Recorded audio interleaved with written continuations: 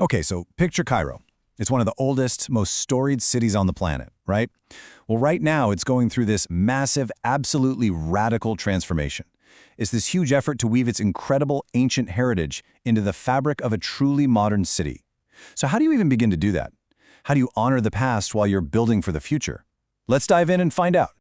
And that really gets to the heart of the matter for any historic city, doesn't it?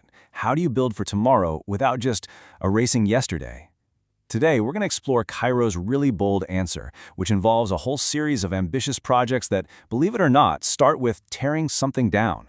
And our story kicks off right there, with the demolition of a notorious piece of infrastructure in the Sayyeda Aisha area. And this was a structure that was holding back a lot more than just traffic. Now, this wasn't just some ugly bridge. No, this thing was a genuine menace. The locals actually called it the Bridge of Death, and for very good reason. It was incredibly narrow, and it had this dangerously sharp curve coming right off the Citadel that led to constant, severe accidents. I mean, sometimes cars would literally fall off the side. Tearing it down wasn't just a nice-to-have improvement, it was an absolute necessity. But here's where it gets really interesting. Taking down the Bridge of Death did way more than just make things safer. It led to this stunning, completely unexpected discovery, one that totally changed the landscape of the Sayyeda Aisha Square. I mean, just look at the difference here. Before, the bridge and all the slums around it just completely blocked everything. But with it gone, bam! For the first time in decades, the magnificent facades of the Sayyeda Aisha Mosque and the iconic Saladin Citadel were in full view again. Just think about that for a second. An entire generation of people grew up there, never ever seeing this spectacular view. It was like peeling back a thick layer of ugly concrete and finding this priceless work of art that was hidden underneath the whole time. You see, this wasn't just demolition, it was an act of historical recovery. So, once they had this incredible view back, everything changed. A whole new vision for the entire area started to click into place. Suddenly, the goal wasn't just to fix a dangerous problem anymore, but to create a truly world-class destination. And the official vision? Well, it is incredibly ambitious. The plan is to transform the Sayyeda Aisha and Khalifa district into a global hub for both religious and cultural tourism. We're not just talking about a cleanup job here. The real goal is to carefully blend the area's profound heritage with the kind of modern amenities that attract visitors from all over the world. So how are they going to do it? The master plan basically breaks down into 4 key steps. First, you create a new global tourist walkway to guide people through the area.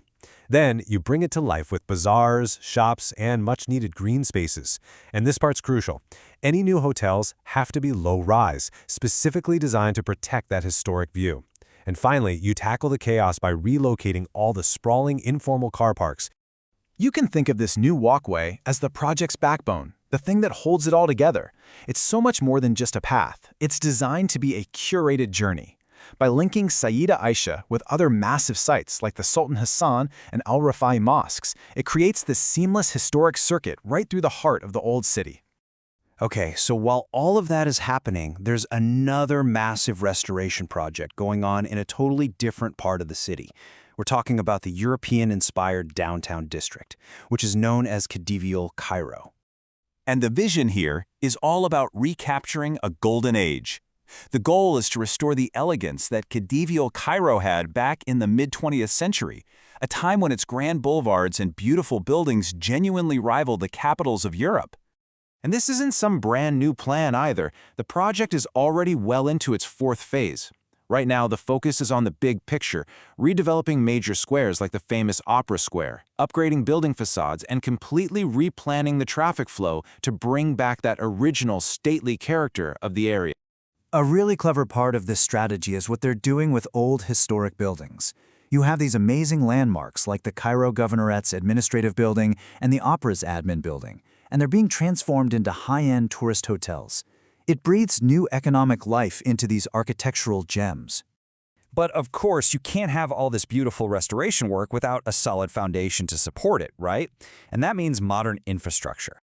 And that's exactly where projects like the new Salah Salam axis come into play. This isn't just another road.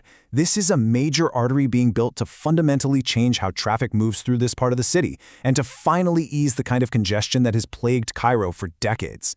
And when I say it's a big deal, I mean it. The scale is just massive. In some sections, the Salah Salame axis is going to expand to a whopping 8 lanes in each direction. That is a serious, serious upgrade for a more efficient city. And this really gets to why all this new infrastructure is so critical.